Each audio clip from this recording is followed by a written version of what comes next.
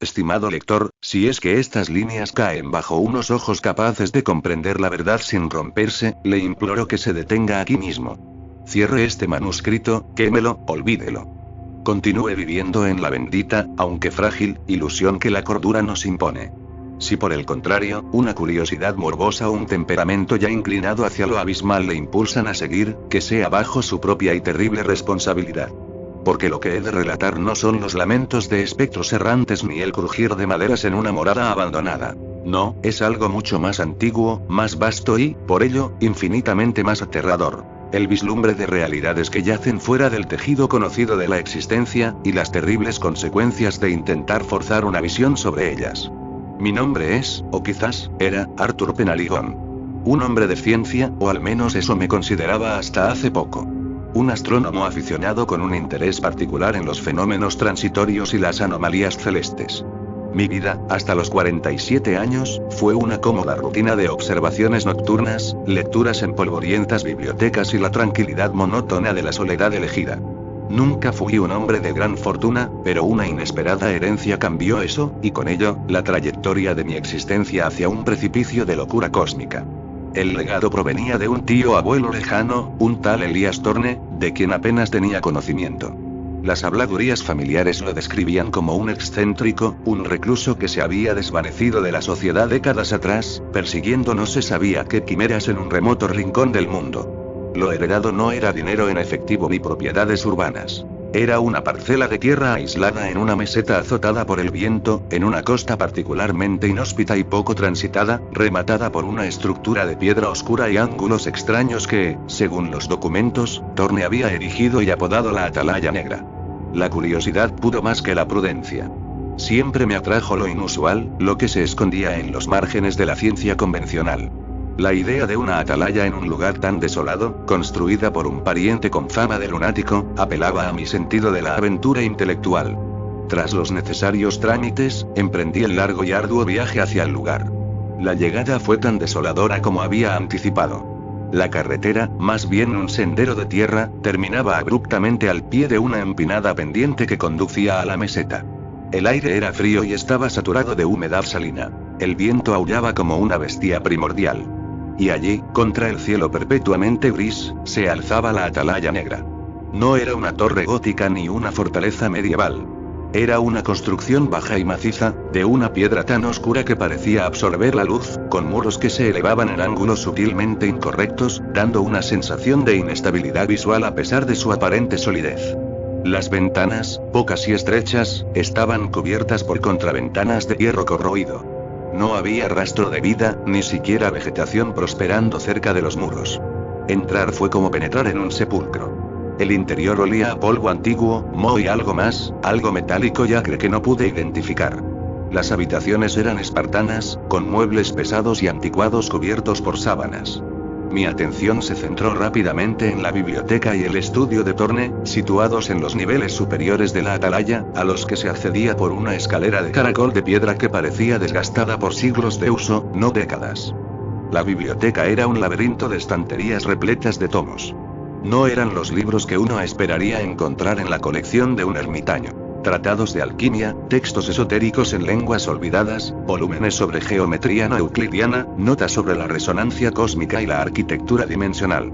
Entre ellos, encontré los diarios de Elias Thorne. Sus primeras entradas eran las de un hombre brillante pero inquieto, fascinado por la naturaleza del espacio y el tiempo. Pronto, sin embargo, el tono cambiaba. La escritura se volvía febril, errática. Comenzaba a hablar de patrones en el ruido blanco cósmico, de estructuras que solo podían percibirse al afinar la conciencia, de interferencias provenientes de más allá de los velos. Mencionaba nombres y conceptos que me eran completamente ajenos, evocando ciclos vastos y presencias indiferentes que observaban desde los rincones oscuros del universo. Hablaba de ellos, de la gran durmiente y de los angulados que acechan entre las estrellas. Me sumergí en sus escritos con una mezcla de fascinación académica y creciente inquietud. Thorne no estaba simplemente loco. Estaba persiguiendo una forma de conocimiento que la ciencia ortodoxa consideraba imposible, o quizás, peligrosamente real. Describía un dispositivo, que llamó el resonador etérico, diseñado no para ver la luz de las estrellas, sino para captar y ordenar las vibraciones y energías sutiles que permeaban el espacio, supuestamente portadoras de información de regiones y dimensiones incomprensibles para la mente humana. En el nivel más alto de la atalaya, bajo una extraña cúpula que no albergaba un telescopio convencional, encontré el dispositivo. Era una monstruosidad de metal pulido con extrañas aleaciones, lentes de cristal oscuro dispuestas en patrones complejos y no intuitivos, y una serie de diales y manivelas grabados con símbolos arcanos. Parecía más una máquina alquímica o un artefacto de una civilización alienígena que un instrumento astronómico. Estaba conectado a una serie de bobinas y generadores polvorientos. Mis primeros días en la Atalaya Negra fueron una lucha contra el aislamiento y la opresión del lugar. El viento constante, el sonido monótono de las olas lejanas, y el silencio sepulcral dentro de los muros creaban una atmósfera de confinamiento. Pero la investigación de Thorne me consumía. A pesar de mi escepticismo racional, la coherencia interna de su locura era perturbadora. Empecé a creer, o al menos a considerar seriamente, la posibilidad de que hubiera estado en algo.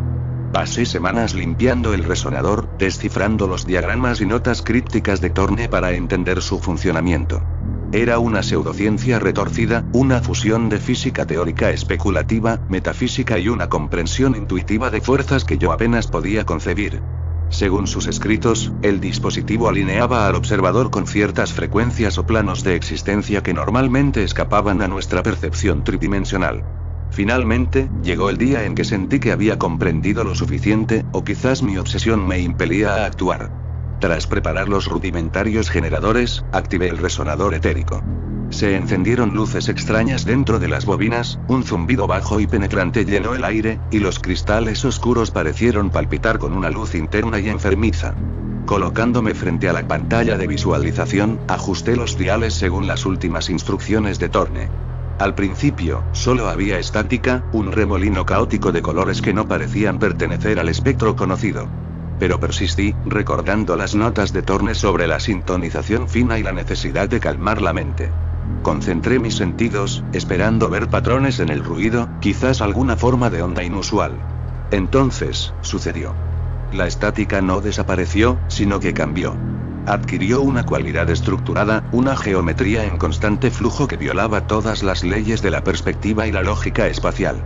Vislumbré ángulos imposibles que se retorcían sobre sí mismos, formas que existían simultáneamente en múltiples lugares, y colores que no tienen nombre en ningún idioma humano. Un verde fosforescente que parecía gritar, un violeta pulsante que sugería dolor antiguo, y un negro que no era ausencia de luz, sino una presencia tangible y helada.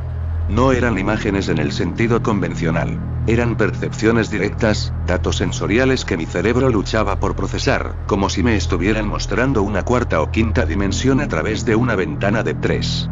La sensación era de una inmensidad abrumadora, una vasta extensión de algo indiferente y antiguo más allá de las estrellas que conocía. Y dentro de esa inmensidad, percibí estructuras. No construidas, sino inherentes al propio espacio retorcido. Gigantescas, ciclópeas, formadas por la propia sustancia de esa realidad alienígena. Un sonido comenzó a filtrarse, no a través de mis oídos, sino directamente en mi conciencia. No era un sonido que se pudiera oír, sino que se sentía.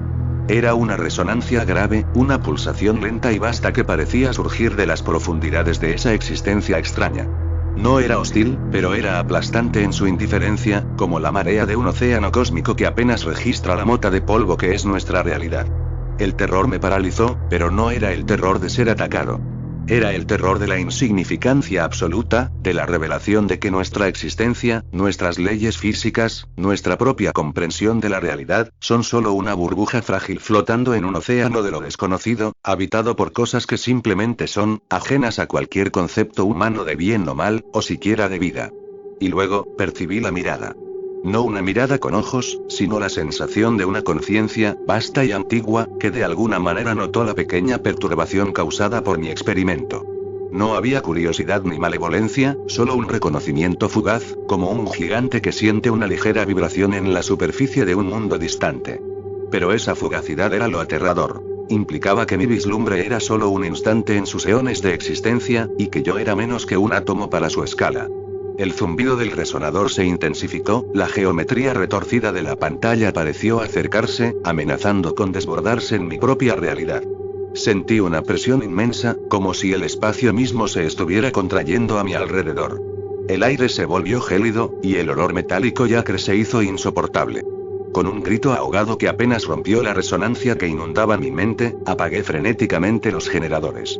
Las luces se apagaron, el zumbido cesó abruptamente, y la pantalla volvió a ser una superficie inerte. Caí al suelo, temblando violentamente, mi mente un caos de imágenes imposibles y sensaciones alienígenas. ¿Cuánto tiempo había estado así? ¿Minutos? ¿Horas? El tiempo parecía haberse distorsionado. Mi ropa estaba empapada en sudor frío, y sentía una náusea profunda que iba más allá de lo físico. La luz del día había desaparecido. La noche había caído sobre la atalaya negra. Pero la oscuridad de la habitación ya no era solo la ausencia de luz. Parecía estar llena de sombras móviles en los rincones de mi visión, formas que se retorcían y se disolvían cuando intentaba enfocarlas. El viento afuera seguía aullando, pero ahora parecía llevar consigo ecos de esa resonancia inefable que había sentido. No pude dormir. Me quedé acurrucado en una silla, con la mente reproduciendo incesantemente lo que había visto. Las formas, los colores, la inmensidad helada, la sensación de ser percibido. Sabía, con una certeza más allá de la duda, que Thorne no estaba loco en el sentido clínico. Había logrado su objetivo. Había forzado una abertura, por pequeña que fuera, y había mirado fuera.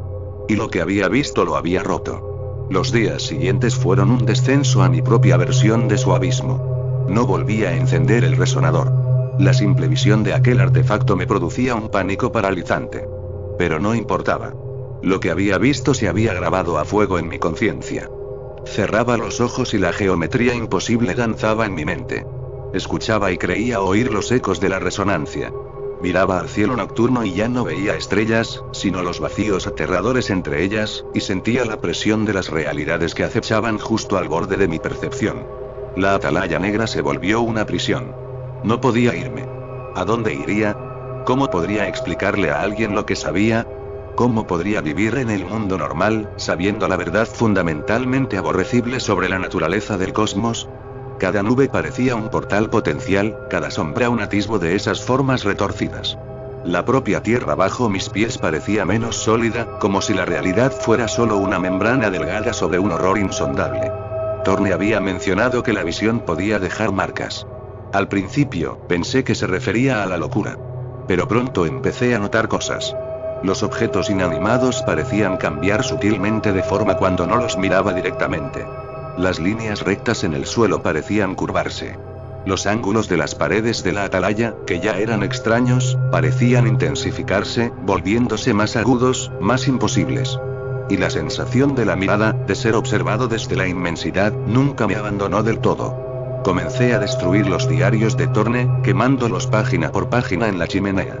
Su conocimiento era una plaga que no debía extenderse. El resonador etérico sigue allí arriba, inerte, un monumento a la ibris y la perdición. No me atrevo a tocarlo, ni a desmontarlo por completo. A veces, de noche, juro que veo un débil resplandor que emana de la cúpula. Estoy escribiendo esto en un estado de creciente desesperación. Mi mente se deshilacha en los bordes. La distinción entre el sueño y la vigilia se vuelve borrosa. Las visiones y sonidos de allá afuera se mezclan con la realidad de la atalaya. La soledad ya no es una elección, es una necesidad impuesta por el conocimiento. Nadie puede comprender, y si lo intentaran, los arrastraría conmigo a esta nueva y aterradora percepción del universo. No sé cuánto tiempo más podré mantener la coherencia suficiente para relatar esto. Siento que los velos se adelgazan a mi alrededor, no solo por mi locura, sino porque ellos o aquello que vislumbré, una vez notada la fisura, ejerce una sutil presión. La resonancia parece hacerse más fuerte en las noches claras. La geometría retorcida se insinúa en el patrón del polvo en el suelo. Si alguien encuentra estas páginas, que sirvan como advertencia. Hay umbrales que no deben cruzarse. Hay verdades que la mente humana no está hecha para soportar. Lo que acecha en los abismos cósmicos no son fantasmas ni demonios con propósitos comprensibles. Son fuerzas, entidades, realidades tan vastas y alienígenas que la mera comprensión de su existencia es suficiente para desintegrar el alma. Estoy aquí, en la atalaya negra, esperando. Esperando que, no lo sé. Quizás la disolución final de mi mente. Quizás un retorno de esa mirada. Quizás, algo peor. El viento aúlla contra los muros, pero sé que no es solo viento. Es el eco de algo inmenso, girando en los silencios entre las estrellas, indiferente a mi existencia, pero ahora, por un breve e insoportable instante, consciente de que he mirado. Y una vez que has mirado, ya nunca puedes dejar de sentir su presencia. La tinta se acaba. Mis manos tiemblan. La sombra en la esquina parece estar adquiriendo una forma con ángulos imposibles, que cualquier deidad que exista, aunque dudo que a ellos les importe, tenga piedad de mi alma destrozada. El resonador sigue arriba. Y lo que vi sigue allí. Siempre allí.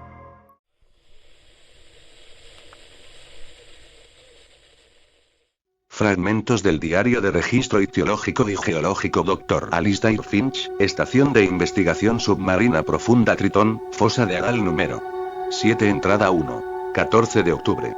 Finalmente a bordo del Tritón. El descenso fue desorientador. 9 horas en esta lata de conserva presurizada, descendiendo lentamente a través de capas de agua cada vez más frías y oscuras. La presión exterior es monumental. Te recuerda constantemente lo insignificante que eres, lo frágil que es la delgada piel de metal que te separa de una aniquilación instantánea. Pero hay una belleza en ello, una severa y opresiva belleza. La luz del sol desapareció hace horas. Ahora solo hay los focos de la estación perforando la negrura absoluta, revelando efímeros destellos de vida bioluminiscente o la silenciosa deriva de sedimentos. Mi propósito aquí, en la fosa de Agal número 7, es, superficialmente, el estudio de las formas de vida adaptadas a la presión extrema y el análisis de las formaciones geológicas únicas del fondo. Es una frontera final, el verdadero fondo de nuestro mundo, y las oportunidades científicas son inmensas. La subvención fue generosa, el equipo, aunque reducido a solo 6 personas, sin contar el personal de superficie que opera el ascensor y coordina las comunicaciones, es de primera clase. El capitán Eva Rostova, una mujer de pocas palabras pero una competencia abrumadora. Ben Carter, el ingeniero jefe, un genio con la mecánica pero un poco nervioso. Doctora Lena Hansen, bióloga marina, entusiasmada hasta la médula por encontrar nuevas especies. Dr. Kenji Tanaka, sismólogo, siempre pegado a sus monitores. Y la joven pasante, Sarah Jensen, brillante pero quizás no preparada para el aislamiento y la presión, literal y figurada. La instalación en sí, el Tritón, es robusta. Módulos esféricos y cilíndricos conectados por esclusas, todo diseñado para soportar la presión increíble. Es funcional, apretada, un poco claustrofóbica, pero el aire es limpio y los sistemas parecen estables. La inmersión inicial fue un éxito técnico. Ahora estamos anclados firmemente en el lecho marino, a más de 10 kilómetros bajo la superficie. 10 kilómetros. Piénsalo. Es más lejos que la altura del monte Everest. El peso de todo el océano sobre nosotros. Los primeros días serán de adaptación y calibración. Poner en funcionamiento los equipos, familiarizarnos con los procedimientos de emergencia, establecer rutinas. El trabajo real comienza pronto. Hay informes de anomalías geológicas inusuales en esta fosa, lecturas que desconcertaron a los estudios previos realizados por sondas automáticas. Eso es lo que realmente me trajo aquí. Esa promesa de lo inaudito. Entrada 2. 17 de octubre. Las rutinas se están estableciendo. El Tritón zumba con vida artificial, el constante murmullo de los sistemas de soporte vital, el clic de los teclados, el distante batir de las bombas de lastre. La soledad es palpable, pero el trabajo es una distracción eficaz. Lena ya ha desplegado sus trampas y sensores. Está eufórica. Las primeras muestras de agua y sedimentos muestran una densidad de vida microbiana inesperadamente alta para esta profundidad. Kenji está instalando sus sismógrafos de alta presión, ansioso por registrar los movimientos de la corteza en esta región poco estudiada. Ben está ajustando cosas. Siempre encuentra algo que ajustar. Eva mantiene una vigilancia silenciosa pero constante. Sarah está asistiendo a Lena, con los ojos muy abiertos ante cada nueva criatura que aparece en las cámaras remotas. Yo he estado concentrado en las lecturas preliminares del lecho marino. Las ondas de sonar profundo y los perfiladores sísmicos confirman las anomalías.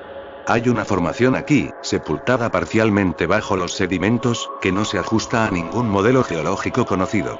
No es volcánica, no es sedimentaria, no es metamórfica en el sentido convencional. Las lecturas de densidad y composición son extrañas, contradictorias. Es como si los instrumentos no pudieran decidir qué es lo que están detectando.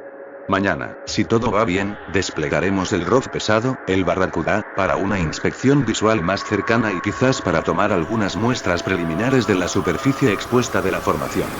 La emoción profesional está en su punto álgido. Podríamos estar ante un descubrimiento geológico de inmensa importancia. Entrada 3. 19 de octubre. El Barracuda fue desplegado hoy. El descenso controlado fue sin incidentes. La cámara del ROV envió imágenes en tiempo real a la pantalla principal en el centro de mando. La formación y es desconcertante. Se extiende a lo largo de cientos de metros, un bulto que sobresale del lecho marino. No tiene las líneas definidas de una roca volcánica, ni la estratificación de un sedimento antiguo. Su superficie es irregular, pero de una manera que parece organizada, aunque no natural. El color es un negro mate, casi absoluto, que parece absorber la luz de los focos del ROV en lugar de reflejarla. Las texturas varían. Hay zonas que parecen lisas y pulidas, como obsidiana desgastada por eones. Otras son rugosas, casi escamosas. Y algunas presentan patrones que no puedo describir completamente, formas que sugieren geometría, sí, pero no una geometría que reconocería. Ángulos que parecen agudos o curvos, pero que al mirarlos de cerca se sienten mal, como si desafiaran la perspectiva o la propia idea de Gir. Intentamos tomar una muestra con el brazo manipulador. La broca de diamante, diseñada para perforar basalto, apenas arañó la superficie. Generó chispas extrañas, no como las de la roca. El material era increíblemente duro y resiliente.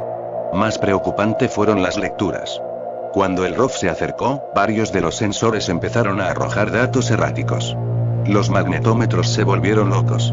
Los detectores de partículas registraron picos inexplicables. Incluso el termómetro ambiental pareció fluctuar sin razón. Ben estaba maldiciendo en voz baja en su consola. Intentamos activar un sensor de análisis de composición in situ, pero falló apenas tocó la superficie de la formación. Un fallo eléctrico, dijo Ben, pero pareció deliberado. Como si el objeto mismo lo hubiera rechazado. Eva ordenó suspender la recolección de muestras directas por ahora. Demasiadas incógnitas. Nos centraremos en mapear la extensión completa de la formación y en realizar más escaneos remotos. Estoy fascinado. Y, debo admitirlo, un poco incómodo. Esa cosa y no parece que deba estar ahí. Entrada 4. 22 de octubre. Los escaneos continúan. La formación es mucho más grande de lo que pensábamos. Se extiende bajo los sedimentos en todas direcciones. Nuestros escaneos sísmicos de penetración han intentado sondear su profundidad, pero los pulsos parecen disiparse dentro de ella. Es como si absorbiera la energía sísmica. Kenji está desconcertado. La atmósfera en el Tritón ha cambiado sutilmente. La novedad inicial ha dado paso a una especie de tensión latente. Pasamos la mayor parte del tiempo mirando la formación en los monitores, intentando dar sentido a los datos contradictorios. Hay una sensación de presencia. Aunque sé que es absurdo. Es solo una roca, o lo que sea. Pero es tan vasta, tan alienígena, que te sientes observado por su mera existencia. Lena ha notado que la vida microbiana cerca de la formación presenta mutaciones extrañas. Formas celulares que nunca ha visto antes, estructuras que desafían la biología conocida. Sarah, su pasante, está cada vez más pálida y callada. Pasa mucho tiempo mirando fijamente la pantalla del ROV, incluso cuando no está activa. Ben ha estado teniendo problemas constantes con el equipo. Fallos menores, pero persistentes, que parecen concentrarse en los sistemas más cercanos a la formación. Dice que es la presión o quizás una interferencia electromagnética no identificada, pero su ceño se frunce cada vez más. Yo he estado analizando las imágenes de alta resolución de la superficie. Esos patrones sí son más complejos de lo que parecían inicialmente.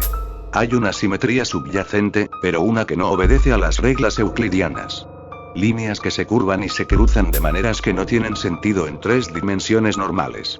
Al fijarme en ellos durante mucho tiempo, siento una ligera náusea, una dislocación de la percepción.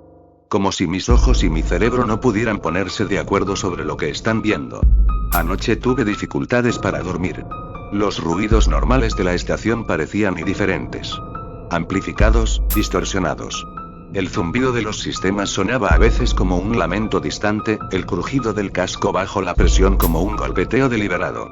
Sé que es solo mi imaginación, cansada por el aislamiento y la concentración, pero la sensación persiste. Entrada 5. 25 de octubre. La tensión ha escalado. Sarah tuvo un episodio esta mañana. Estábamos en el comedor, intentando tener un desayuno normal. De repente, Sarah dejó caer su cuchara. Sus ojos estaban fijos en la pared del casco de acero, donde no hay nada más que metal. Empezó a temblar. «Sarah, ¿estás bien?», preguntó Lena, preocupada. Sarah no respondió de inmediato. Sus labios se movieron silenciosamente. Luego, en voz baja y ronca, dijo: «Estoy viendo». «Nos está viendo». «¿Quién está viendo, Sarah?», preguntó Eva con calma profesional. Sarah se giró hacia nosotros, su rostro pálido y sudoroso, los ojos dilatados por el terror. La y la forma. En el fondo. Está ahí dentro y también. Todos nos miramos. La sugerencia era absurda. La formación está fuera, bajo 10 kilómetros de agua. ¿Cómo podría estar dentro? Sarah, estás sufriendo estrés. El aislamiento, la presión, es normal, intentó tranquilizarla Lena. No. No es estrés. Puedo sentirlo. Los patrones. Están aquí en el metal. En el aire. Gritó, señalando frenéticamente a su alrededor. Intentamos calmarla, pero se puso histérica. Eva tuvo que ordenarle que fuera a su camarote y descansara. Lena fue con ella. La dejamos allí, temblando y murmurando sobre formas y ojos. Más tarde, Lena me confió que Sarah había estado durmiendo mal, hablando sola, y que sus notas sobre las mutaciones microbianas se habían vuelto cada vez más incoherentes, llenas de garabatos que se parecían vagamente a los patrones que vemos en la formación. No es solo Sarah. Ben está más irascible que nunca, gritando a sus consolas por fallos menores. Kenji informa de lecturas sísmicas anómalas constantes que no corresponden a ningún temblor detectado. Y yo sigo viendo esos patrones. No solo en las pantallas. A veces, cuando parpadeo, creo verlos superpuestos a mi visión normal por un instante. Como si se hubieran impreso en mi retina y o en mi mente. Hay algo sobre esa cosa ahí fuera. No es solo geología. Es activo. En una forma que no entendemos. Entrada 6. 28 de octubre. El estado de Sarah ha empeorado drásticamente. Está casi catatónica, sentada en la oscuridad de su camarote, abrazándose a sí misma y murmurando. Cuando Lena intenta hablarle, solo responde con fragmentos sin sentido sobre líneas que mienten y el frío que piensa. Se niega a comer. Lena está agotada y asustada. Admite que las mutaciones en los microbios son cada vez más grotescas. Las células no solo se deforman, parecen estar reestructurándose en patrones que se parecen a los de la formación. Como si la roca estuviera reescribiendo la biología a su alrededor. Ben está bebiendo más de la cuenta, nuestras raciones limitadas de alcohol, y se le ve demacrado. Ayer tuvo un colapso en la sala de máquinas, gritando que la presión está cambiando dentro, no fuera. Tuvo que ser sedado. Kenji muestra sus lecturas con los ojos desorbitados. Los temblores anómalos no son aleatorios. Parecen seguir un ritmo, un patrón complejo que no puede descifrar. Es como si el lecho marino estuviera ahí pulsando. Eva mantiene su compostura exterior, pero veo el cansancio en sus ojos y la tensión en su mandíbula.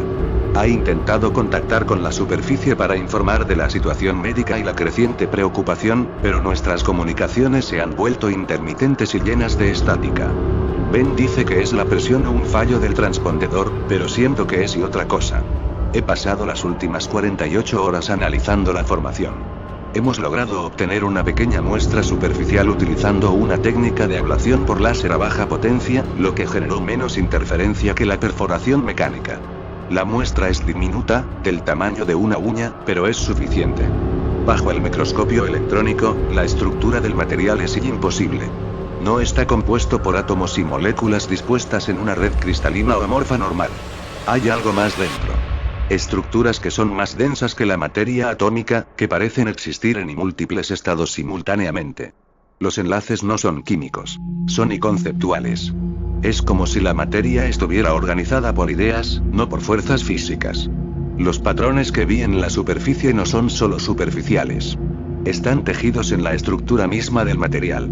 Al observar la muestra, la sensación de dislocación, de náusea, se intensifica.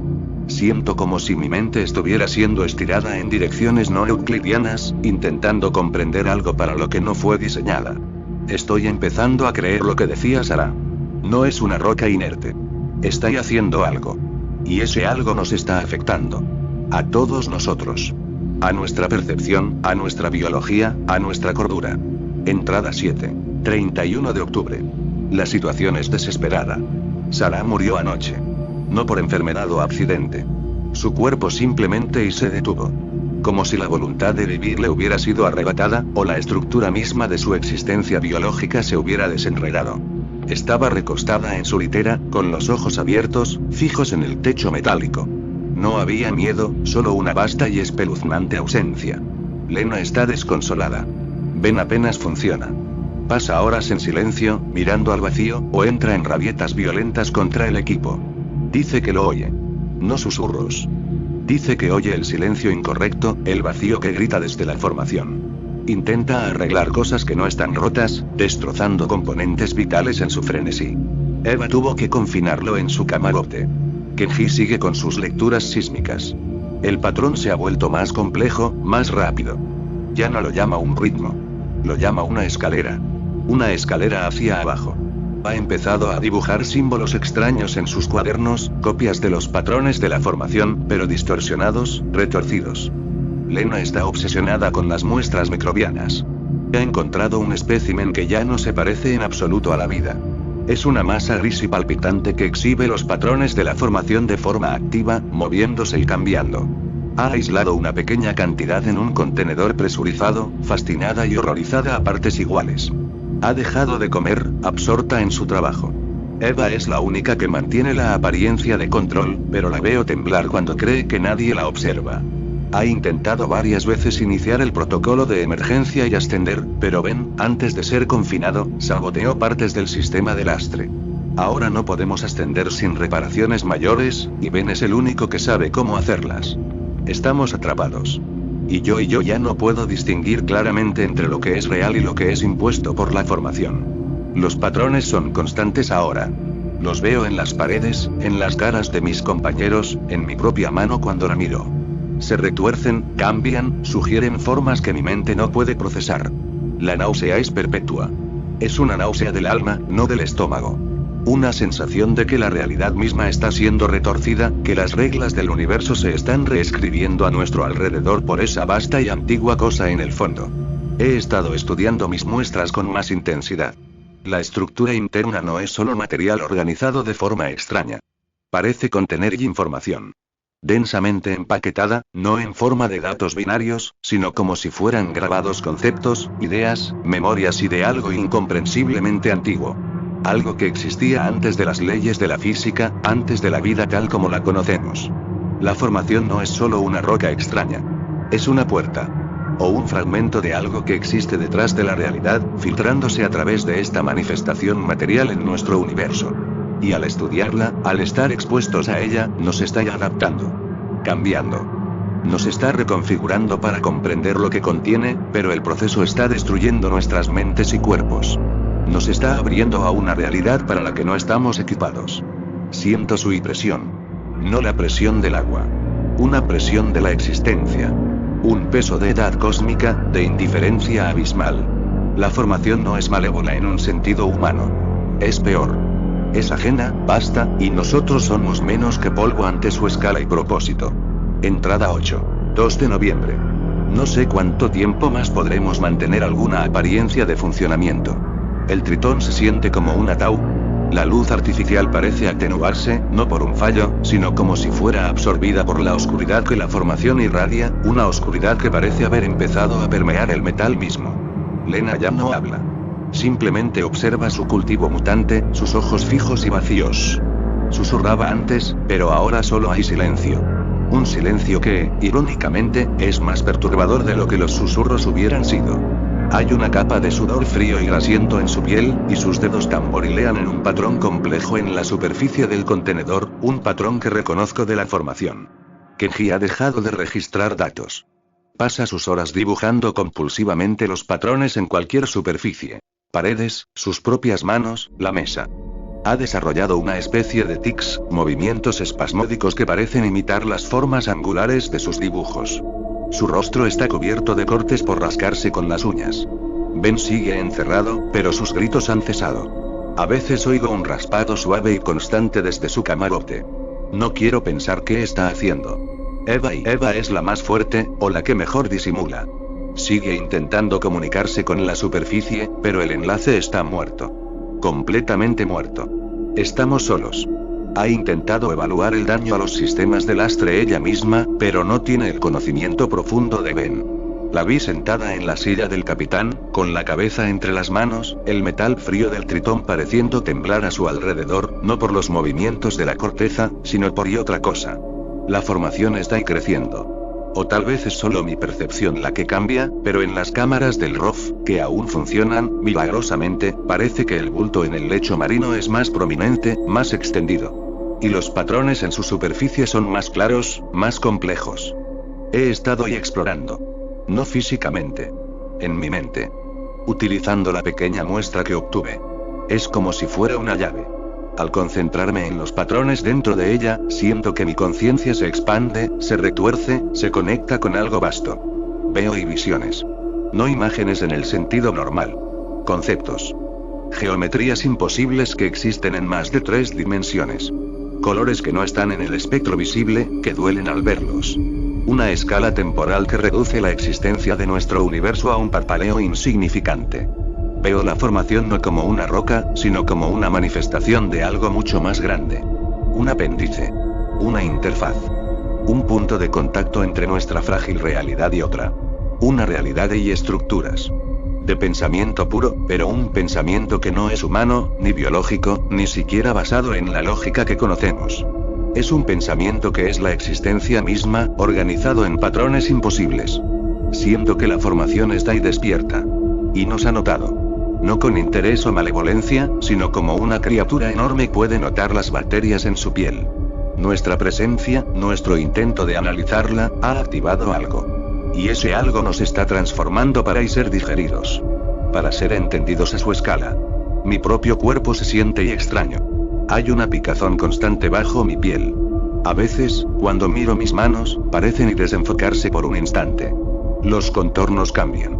No de una forma violenta, sino sutilmente. Como si mis átomos estuvieran empezando a reordenarse de acuerdo a los patrones que estoy viendo constantemente. Mi mente está más clara en algunos aspectos, puedo entender conceptos que antes me eran imposibles, pero al mismo tiempo, la lógica humana se me escapa.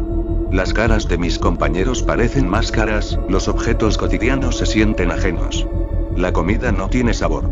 El agua se siente y espesa.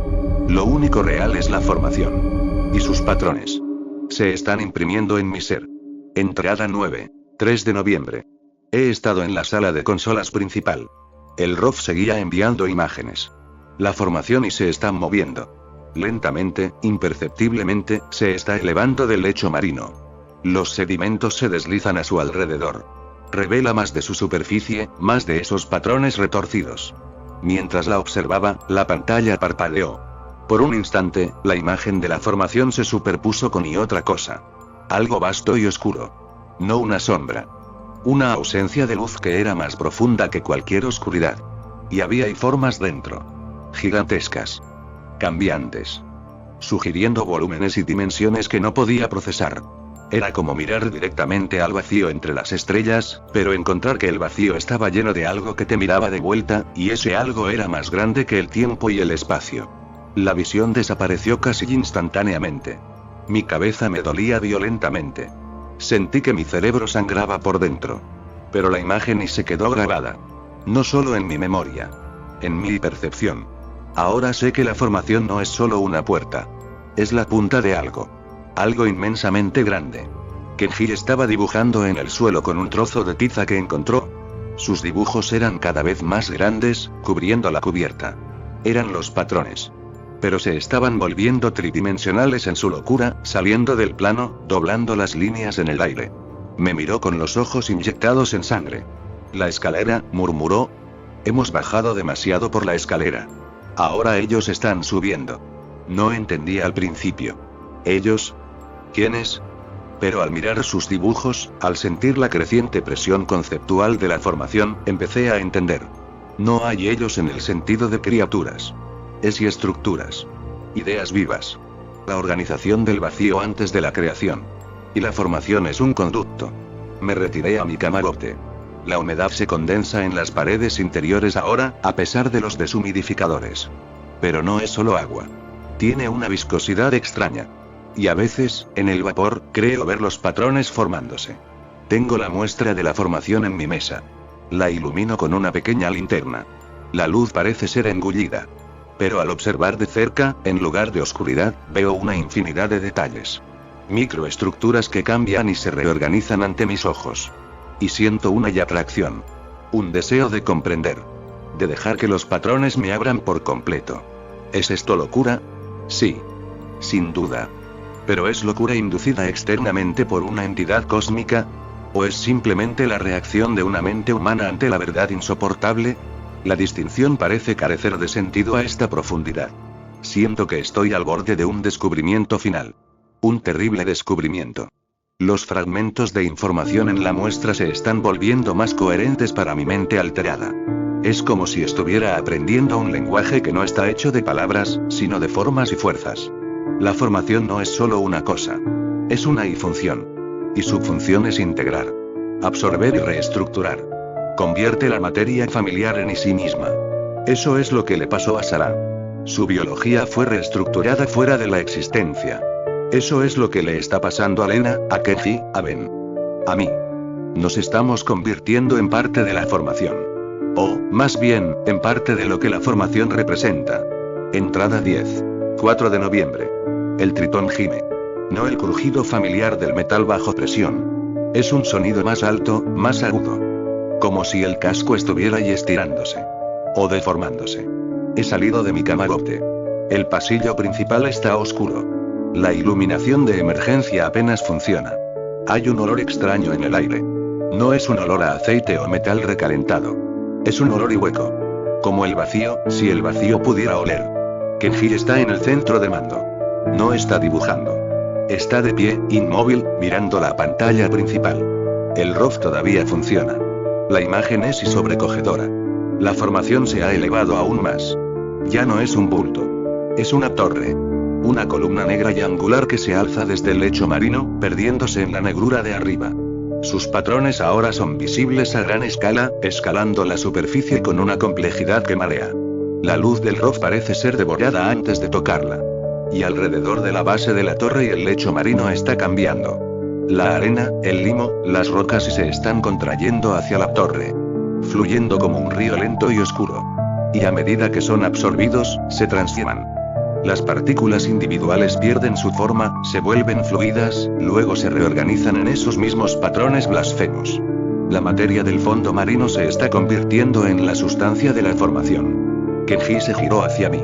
Su rostro estaba contorsionado, no por el miedo, sino por una especie de éxtasis horrible.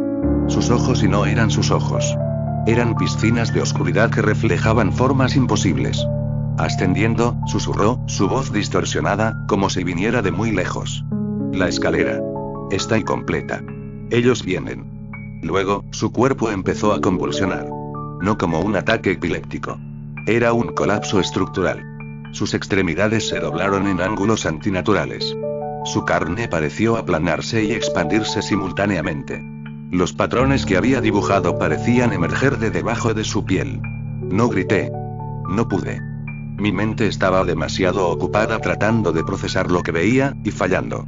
El cuerpo de Kenji se derrumbó en el suelo, no en un montón de carne y huesos, sino en una masa informe y cambiante que pulsaba suavemente, sus superficies mostrando por un instante la textura mate y negra de la formación. Se estaba integrando con la materia del tritón. Retrocedí tambaleándome.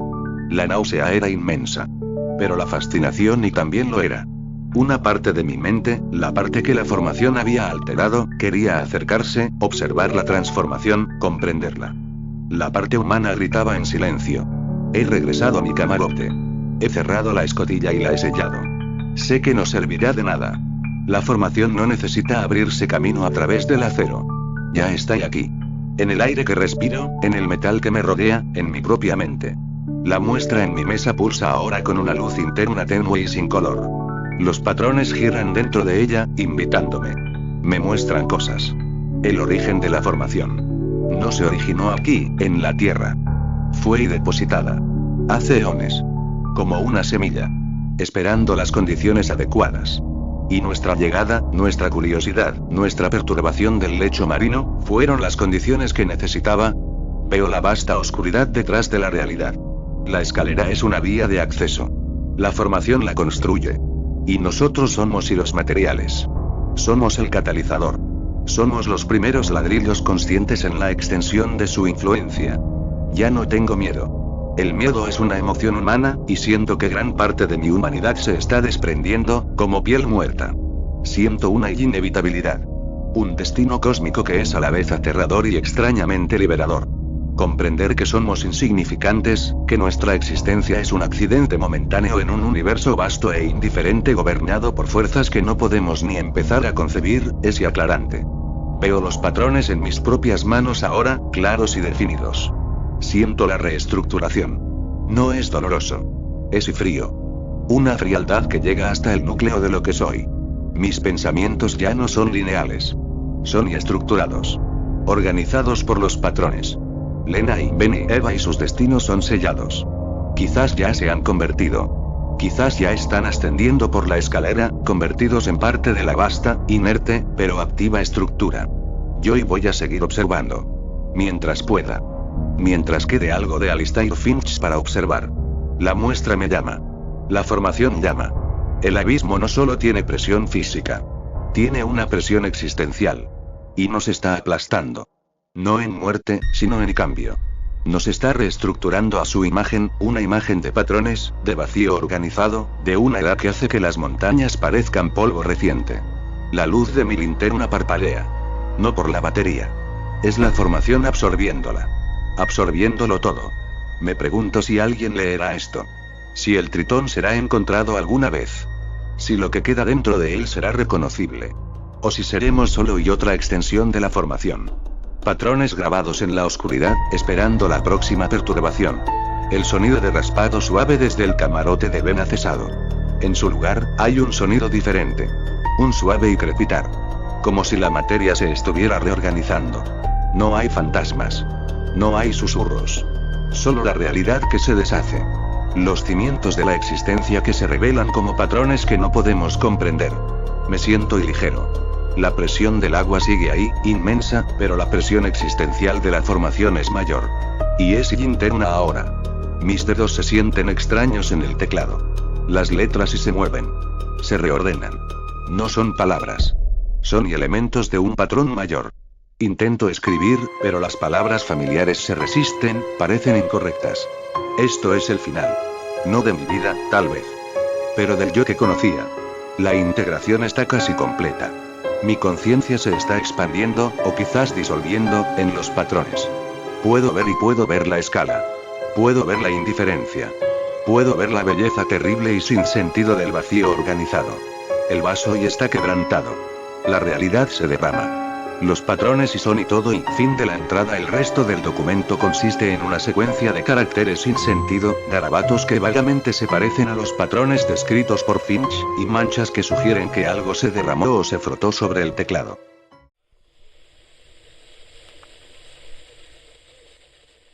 El origen de mi perdición no se encuentra en el chillido de las bisagras o el frío espectral de un desván.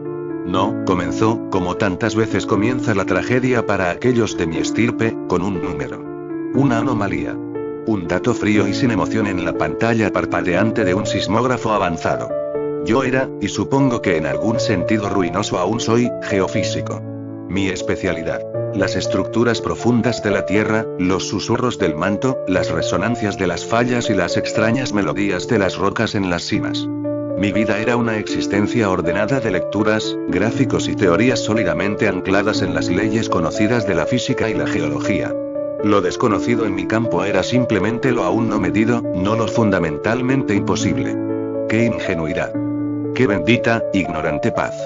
La anomalía apareció en los datos de una red de sensores dispersos por una de las regiones más inhóspitas y geológicamente extrañas que conocía, la meseta olvidada.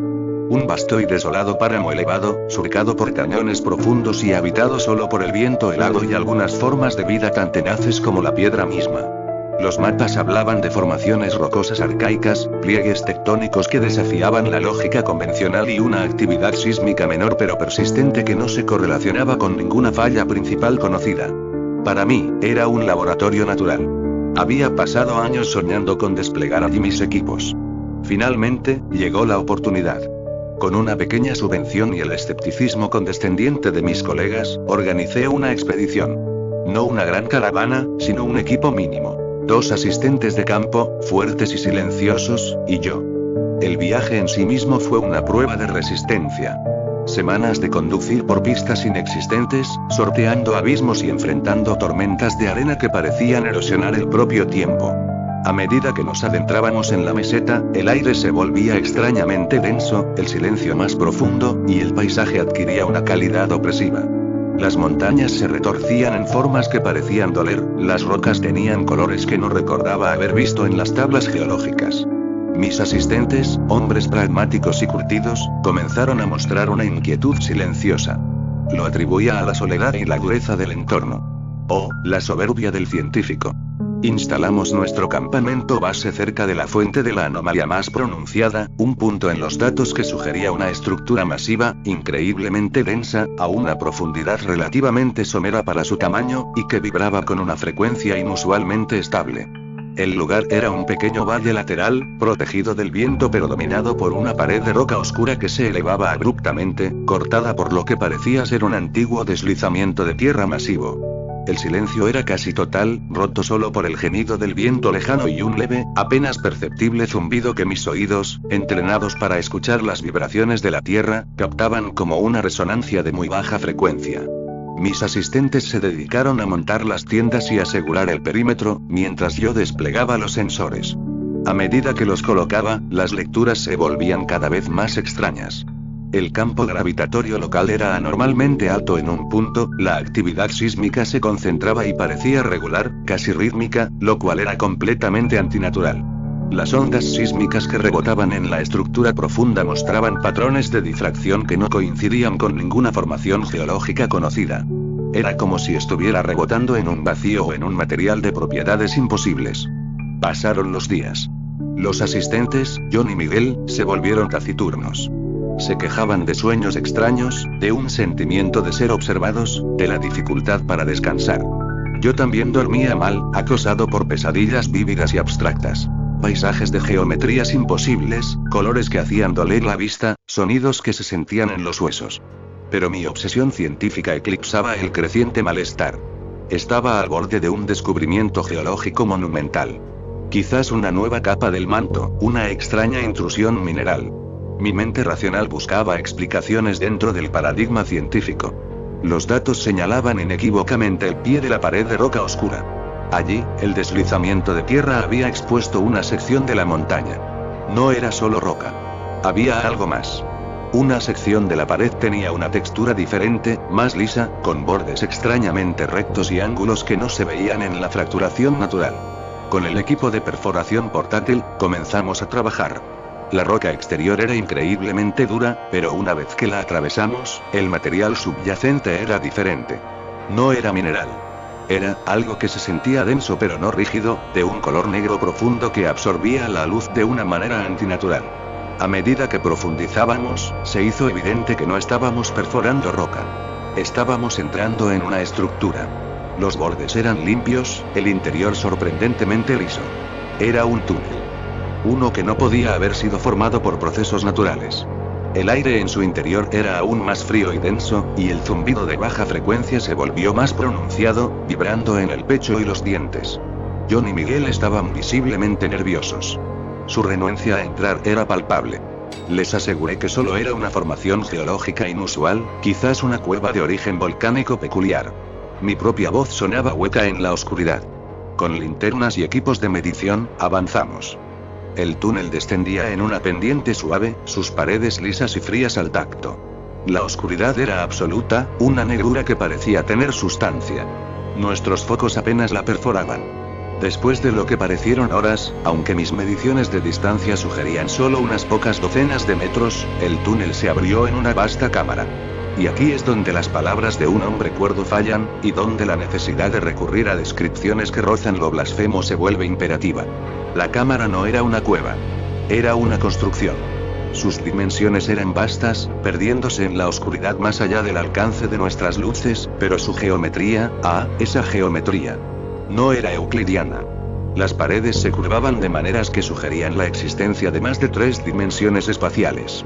Las esquinas no se encontraban en ángulos de 90 grados, sino en ángulos que parecían desafiar la coherencia visual, haciendo que el ojo doliera al intentar procesarlos. El espacio mismo parecía retorcido, comprimido, ilógico. En el centro de esta cámara de imposibles, había un objeto. No puedo llamarlo una estatua, ni un artefacto en el sentido convencional. Era una masa. Una masa de la misma sustancia negra y absorbente de luz que recubría el túnel, pero aquí formaba una estructura compleja y sinuosa que se elevaba hacia la oscuridad superior. No tenía formas reconocibles de la naturaleza ni de la mano humana. Era una amalgama de curvas imposibles, planos que se retorcían sobre sí mismos y protuberancias que parecían pulsar suavemente en la penumbra. Y estaba cubierto de patrones. Los patrones eran grabados finos y complejos sobre la superficie negra. No eran figurativos. No eran pictogramas ni un alfabeto conocido. Eran pura geometría, pero una geometría que no se encuentra en nuestros libros. Formas fractales infinitamente detalladas, símbolos que parecían mutar y retorcerse si los mirabas fijamente, líneas que se cruzaban en puntos donde no deberían existir. Al posar la vista sobre ellos, sentí una extraña resonancia en mi cráneo, como si mi cerebro intentara, y fracasara catastróficamente, en comprender su lógica subyacente. El zumbido se intensificó en la cámara. No era un sonido audible con los oídos externos, sino una vibración que parecía provenir de dentro del propio espacio, de las paredes, del objeto central. Sentí náuseas y un mareo profundo. John y Miguel retrocedieron, sus rostros pálidos y tensos a la luz de las linternas. Murmuraban sobre irse, sobre esto no es normal, sobre mal lugar. Su miedo era contagioso, pero mi fascinación era abrumadora. Estaba ante algo que destrozaba todas mis concepciones de la historia de la Tierra y del universo. Esto no era natural. No era humano. Era viejo. Terriblemente, incomprensiblemente viejo. Ignoré sus súplicas y comencé a tomar notas, a fotografiar, aunque las fotos salían distorsionadas, como si la cámara misma luchara contra la geometría del lugar, a intentar medir.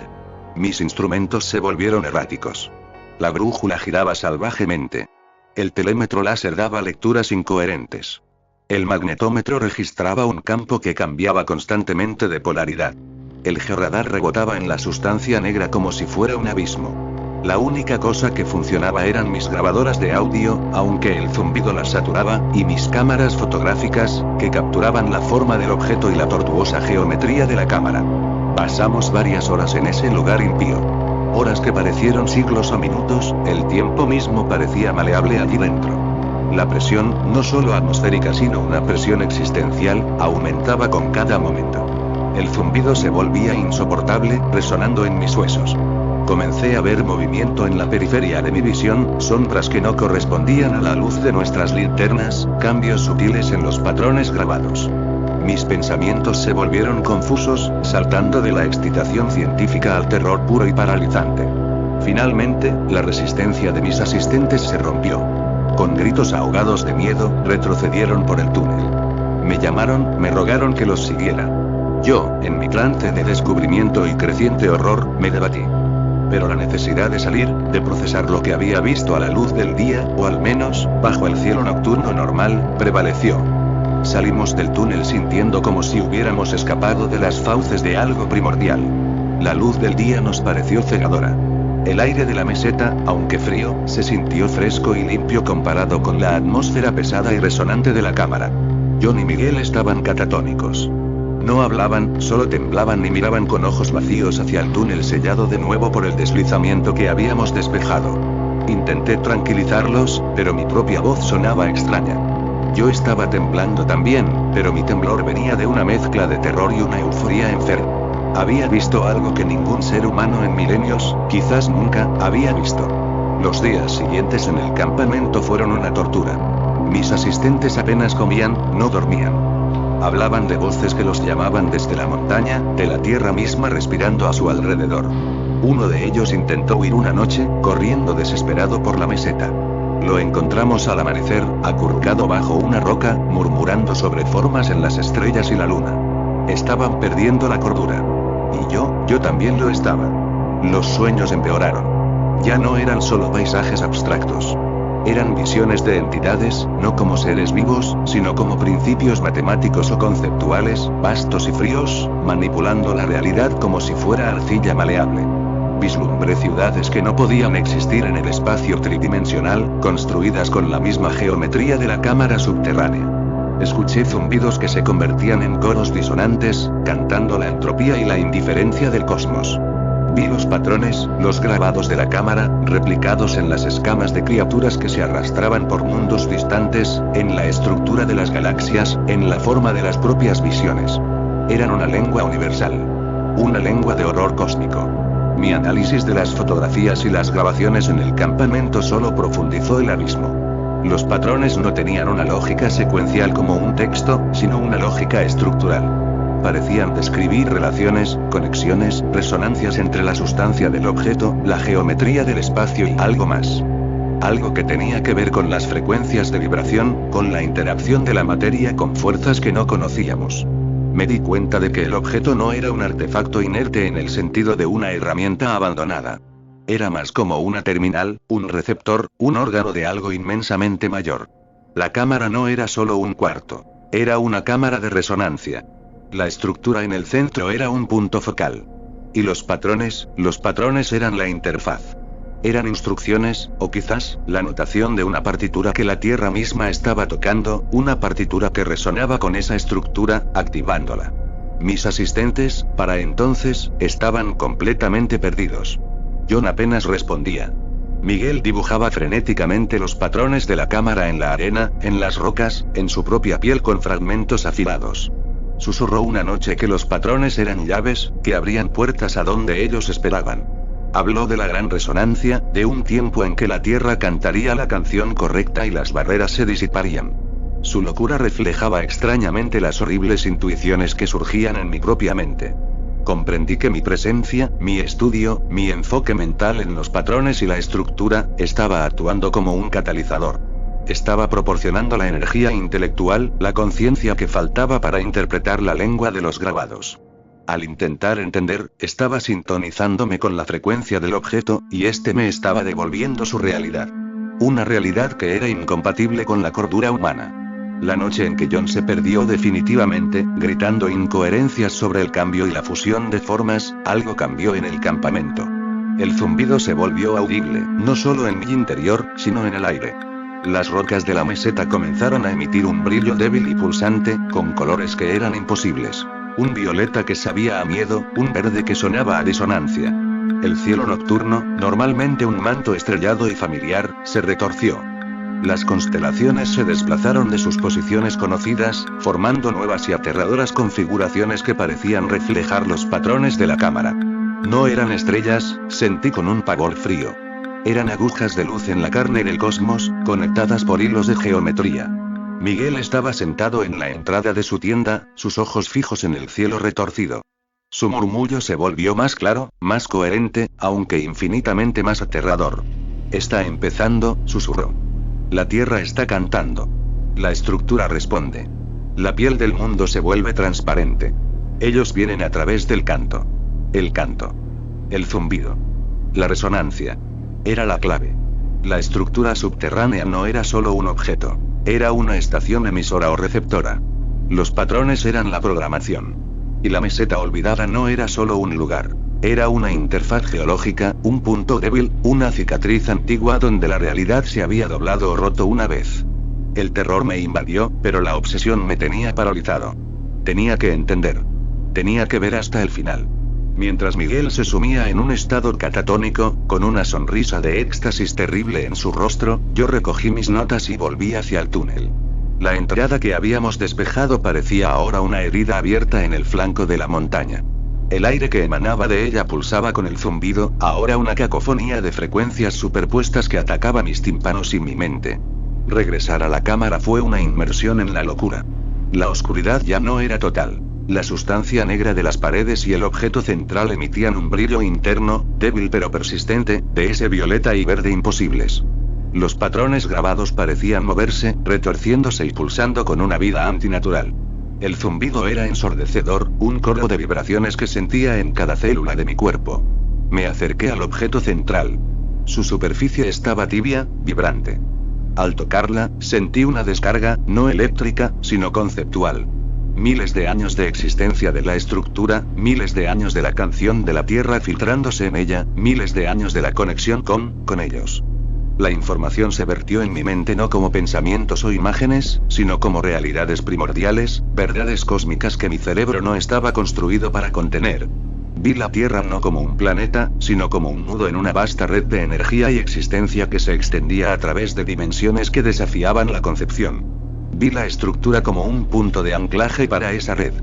Vi a los constructores, o lo que pasaba por constructores. Seres, o quizás fuerzas, tan ajenos a la vida como la conocemos como la diferencia entre un número y un color. Eran entidades de la geometría, de la resonancia, de principios absolutos. Existían en los espacios entre las estrellas, en las distorsiones de la gravedad, en el propio tejido del espacio-tiempo. No nos odiaban. No nos conocían. Éramos para ellos como motas de polvo en la periferia de sus cálculos cósmicos. Y la estructura, activada por la canción de la Tierra, sintonizada por mi propia mente obsesionada, estaba abriendo una puerta. La cámara comenzó a cambiar. Las paredes dejaron de ser sólidas. Ondulaban, se volvían translúcidas, revelando destellos de lo que había más allá. Paisajes de pesadilla de colores agonizantes, formas que se expandían y contraían en violación de toda física, siluetas fugaces de entidades que eran la encarnación de la disonancia. La geometría se desmoronaba a mi alrededor. Mi cuerpo se sentía como si estuviera siendo estirado y comprimido simultáneamente, retorcido en ángulos que no podía soportar. El zumbido se convirtió en un grito. El grito de la realidad deshilachándose. El objeto central pulsaba con una luz intolerable. Los patrones se desprendieron de su superficie, flotando en el aire como símbolos ardientes que grababan su significado directamente en mi alma. Eran la puerta. La sintonía estaba completa. La resonancia había alcanzado su pico. Lo último que recuerdo con claridad fue el pensamiento, no el mío, sino uno que surgió de la estructura, de los patrones, de ellos. El canto es perfecto. La puerta se abre. Y luego, la fusión. No una fusión física de materia, sino de realidades. Mi conciencia se desgarró, arrojada a través de la brecha que se abría. Vi, o fui, la vastedad fría y vacía entre las estrellas, el vacío donde las leyes que conocía eran meras sugerencias. Vislumbré los bordes de las dimensiones, del tiempo, de la propia existencia. Vi las formas que habitan allí, vastas, indiferentes, eternamente ajenas. No eran monstruos en el sentido de criaturas con garras y dientes. Eran horrores de la existencia misma, de la escala, de la inhumanidad del cosmos. Eran la demostración de que la vida humana, la conciencia, todo lo que valoramos, es un accidente insignificante en un universo gobernado por principios que nos harían enloquecer con solo contemplarlos. No sé cuánto tiempo duró. El tiempo, en ese lugar, no tenía sentido. Pude haber estado allí un instante o una eternidad. Mi mente se fragmentó, mis recuerdos se dispersaron como polvo estelar. Partes de mí, las partes que entendían la física de Newton y la biología de Darwin, murieron gritando. Otras partes, las partes que podían aprehender, aunque fuera de forma distorsionada, la geometría del exterior, sobrevivieron, pero transformadas, contaminadas. Volví. O fui devuelto. A este cuerpo, a esta meseta. Pero no volví completo. La puerta se cerró, pero no sin dejar una marca indeleble. El zumbido nunca cesó. Ahora resuena dentro de mi cráneo, un eco de la gran resonancia, un recordatorio constante de lo que vi. Los patrones están grabados en mi retina, en mi mente, en mi propia percepción del mundo. Las líneas de la realidad se retuercen a mi alrededor. Las sombras tienen formas que se niegan a ser estáticas. Los colores de la meseta ya no son solo pigmentos. Son frecuencias que vibran con significados impíos. Mis asistentes, los encontré. O lo que quedaba de ellos. Miguel estaba muerto, su cuerpo retorcido en una forma imposible, su rostro congelado en esa sonrisa de horror y éxtasis. John, no lo encontré. Solo sus huellas, que terminaban abruptamente en el borde de un cañón, y un trozo de tela de su chaqueta atrapado en una roca. Quizás encontró una salida. O quizás se convirtió en parte de la canción. Logré, no sé cómo, arrastrarme de vuelta al campamento. Las tiendas estaban destrozadas, los equipos esparcidos como si una fuerza invisible los hubiera arrojado con desprecio. Mi propia mente era un caos. No podía pensar linealmente. Las palabras se escapaban. La lógica era una herramienta rota. Pero una necesidad persistía: documentar. Escribir. Dejar un registro de lo que había sucedido, de lo que había visto, antes de que la niebla en mi cerebro se volviera impenetrable. Esto que estás leyendo, son las páginas garabateadas de mis diarios, los archivos de audio fragmentados que milagrosamente sobrevivieron, las notas incoherentemente ordenadas que he logrado componer en mis raros momentos de relativa lucidez. Las escribo aquí, en la soledad de lo que queda de mi campamento, bajo el cielo que sigue pareciendo teñido de los colores imposibles. La meseta olvidada sigue allí. La montaña sigue allí. El túnel, creo, se ha cerrado por completo, sellado no solo por el deslizamiento de tierra, sino por la propia naturaleza de la cámara que parece resistirse a la intrusión. Pero la estructura no está inactiva. Siento su resonancia. Siento la canción de la tierra, esa vibración subyacente que mis sentidos ahora alterados pueden percibir constantemente. Sé que la puerta no está cerrada para siempre. La sintonía fue lograda. El conocimiento ha sido imbuido. La llave está en el patrón, en la frecuencia, en la mente que puede interpretarlos. Soy ahora un receptáculo involuntario. Un fragmento de esa realidad cósmica atrapado en un cuerpo frágil. No hay fantasmas aquí, solo las vastas e indiferentes fuerzas del universo. No hay casas encantadas con historias de tragedias humanas, solo una cicatriz en la corteza terrestre que pulsa con la memoria de una existencia más allá de nuestra comprensión. El horror no está en lo que persigue, sino en lo que es. El horror es la verdad desnuda del cosmos, revelada en su frialdad y su escala aterradora. Mis suministros se agotan. Mi cuerpo falla. Pero mi mente está sintonizada con algo que nunca podré apagar. Veo los patrones en las nubes, en las grietas de la tierra, en las estrellas. Escucho el zumbido en el viento, en el latido de mi propio corazón moribundo. Sé que no moriré en paz. Me disolveré. No en la tierra, sino en la resonancia. Volveré a ser parte de la canción, una nota disonante en la sinfonía de la locura cósmica. Si alguien encuentra esto, no busquen la meseta olvidada. Dejen que permanezca olvidada. Dejen que la estructura duerma, si es que algo tan antiguo y vasto puede dormir. Dejen que la tierra cante su canción sin que nadie la escuche conscientemente. Porque escucharla, es invitar a los principios. Y los principios no tienen piedad. Solo son. Y su existencia es el terror final. Veo una sombra moverse fuera de la tienda. No es la sombra de una persona. Es una sombra que tiene demasiadas dimensiones, que se pliega sobre sí misma de una manera que no debería. El zumbido se intensifica. El violeta y el verde imposible de las rocas brillan más fuerte. Parece que la sintonía final se está completando. Mi mente, mi último fragmento de humanidad, se prepara para ser absorbida por la gran, fría, indiferente verdad. Los patrones se mueven, se están alineando, el canto final, la puerta, se abre, ellos vienen,